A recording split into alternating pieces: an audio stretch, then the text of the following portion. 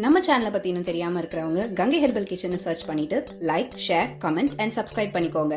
மறக்காம பெல் ஐகானை ப்ரெஸ் பண்ணிக்கோங்க so that you get notified. Hi viewers, வணக்கம். Welcome to Gangai herbal kitchen. இன்னைக்கு சூப்பரான ஹெல்த்தியான ஒரு சாம்பார் சாதங்க. இது வந்து சாம்பார் சாதம் தான் சொல்லுவேன். ஏன்னு கேட்டிங்கன்னா பிஸிபேல பார்த்தோன்னா கொப்பரை தேங்காய்லாம் போடணும். ஓகேங்களா? அது நம்ம சேனலில் போட்டிருக்கேனான்னு தெரியல, உங்களுக்கு கொடுக்க பார்க்குறேன். ஆனால் என்னால் காலையில் அதை செய்ய முடியல, அதனால தான் உங்களுக்கு வீடியோ ஷூட் பண்ண முடியல. இன்றைக்கி அவசரமாக தான் பண்ணேன், அதனால் உங்களுக்கு வீடியோ கொடுக்கல. நம்ம சேனலில் பாருங்கள், இல்லைனா வேணும்னா நான் சிறுதானியத்தில் சாம்பார் சாதம் உங்களுக்கு பதிவு பண்ணுறேன். இப்போ என்ன பண்ணால் 1 டம்ளர் சிறுதானியம் எடுத்து வறுத்துட்டு ஒரு 45 மினிட்ஸ் நல்லா ஊற வச்சுருங்க. ஊற வச்சுட்டு தோரம்பருப்பை நான் 1 டம்ளர் எடுத்துன்றதால 1/2 டம்ளர் தோரம்பருப்பு குக்கரில் வச்சு நல்லா வேக வச்சு எடுத்துங்க. தண்ணி திட்டமாக விட்டு வேக வச்சு எடுத்து வச்சுக்கோங்க. எடுத்து வச்சுட்டு இதை சாதம் நம்ம சிறுதானியம் வச்சுருக்கோம் இல்லைங்களா, 1 டம்ளர் எடுத்தோன்னா 3 டம்ளர் தண்ணி ஓப்பன் பாட்டில் ஒரு பாத்திரத்தில் வேக வச்சுருங்க. 1 டம்ளர் அரிசிக்கு 3 டம்ளர் தண்ணி சிறுதானியத்துக்கு ஊற்றி ஒரு அரை உப்பு போட்டு வேக வச்சுருங்க. அடி பிடிக்கக்கூடாது, அப்போ தான் சாப்பாடு நல்லாயிருக்கும். வேக வச்சு அதையும் எடுத்துருங்க. இப்போ நம்ம சாப்பாடு வேக வச்சு எடுத்து வச்சுருக்கோம், சிறுதானியத்தில் பருப்பு வேக வச்சுட்டோம். அதுக்கப்புறம் ஒரு பாத்திரத்தில் எண்ணெய் ஊற்றி கடுகு, நீங்கள் என்ன வெங்காயம், தக்காளி, கருவேப்பிலை, என்ன காய் வச்சுருக்கீங்களோ அதை போட்டு நல்லா வதக்கிட்டு இந்த பருப்பு வச்சுருக்கீங்க இல்லையா அதை கடைஞ்சி அதில் ஊற்றிட்டு ஒரு கொதி வந்த உடனே சும்மா லைட்டாக சாம்பார் பொடி, காரத்துக்கு ஏற்ற மாதிரி சாம்பார் பொடி, மிளகாய், இந்த தனியாத்தூள், மஞ்சள் பொடி சேர்த்துக்கோங்க, பெருங்காயம் சேர்த்துக்கோங்க. ஒரு கொதி வந்தோடனே திட்டமாக புளி ஊற்றிக்கோங்க. அதாவது புளி ரொம்ப வேண்டாம், மீடியமாக ஊற்றிக்கோங்க.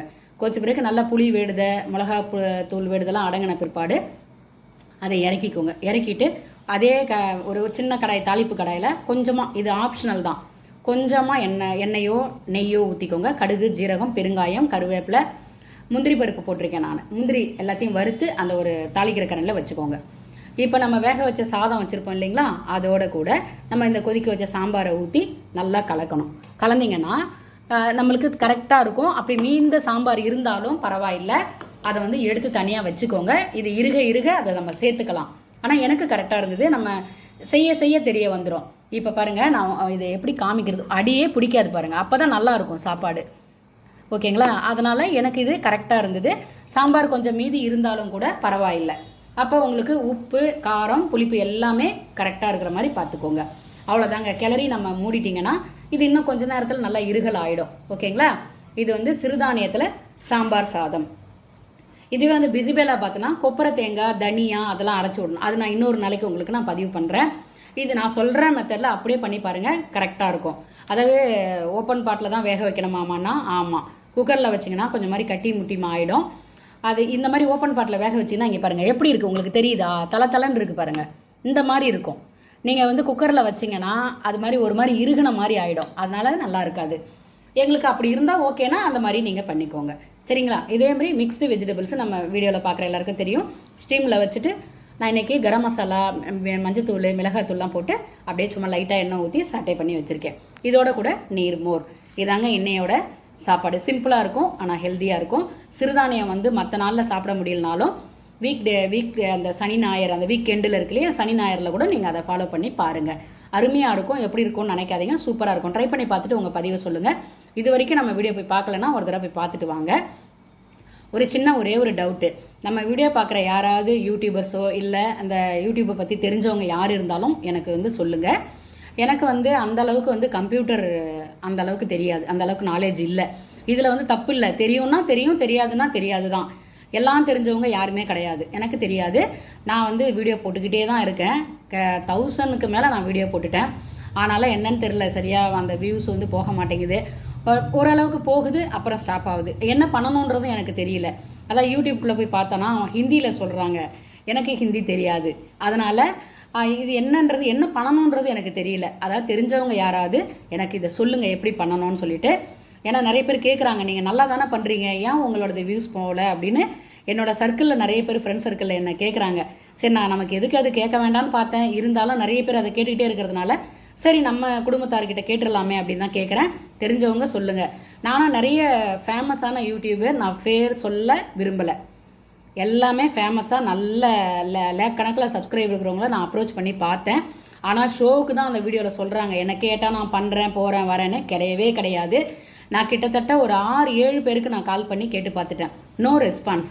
அது என்னன்றதை நமக்கு சொல்லலாம், இல்லை நாங்கள் இதுதான் நாங்கள் எதிர்பார்க்குறோன்றதை சொல்லலாம், எதுவுமே சொல்ல மாட்டேங்கிறாங்க. அதாவது வளர்கிறவங்கள நானும் சொல்லிட்டேன், என் சேனலை போய் நீங்கள் பார்த்துட்டு வந்து சொல்லுங்கள், என்னோட சமையல் வந்து எல்லாருக்கும் தெரியணுன்றது தான் என்னோட நோக்கம் எனக்கு அப்படின்னு சொன்னேன். நான் என்ன ஆப்ஷன்ன்றதை சொல்லலாம், தப்பு கிடையாது. நம்மளால முடிஞ்சால் ஓகே பண்ண போகிறோம், முடியலன்னா ஓகே பரவாயில்லன்ட்டு வந்துட போகிறோம்.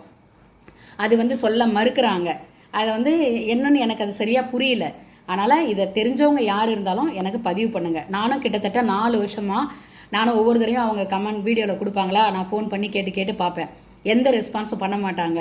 ஒரு மாதிரி எப்படின்னா ஒரு மாதிரி இல்ட்ரீட் பண்ணுற மாதிரியான ஒரு பதில். அதனால் நான் என்ன பண்ணிட்டேன், விட்டுட்டேன். நான் அதாவது நமக்குன்னு இருக்கிறது நமக்கு கிடைக்கும் அப்படின்னு சொல்லிட்டு நான் வந்து என்னை பொறுத்தவரையிலும் பணம் வந்து செகண்டரி ஆப்ஷனாக நான் நினைக்கிறேன்.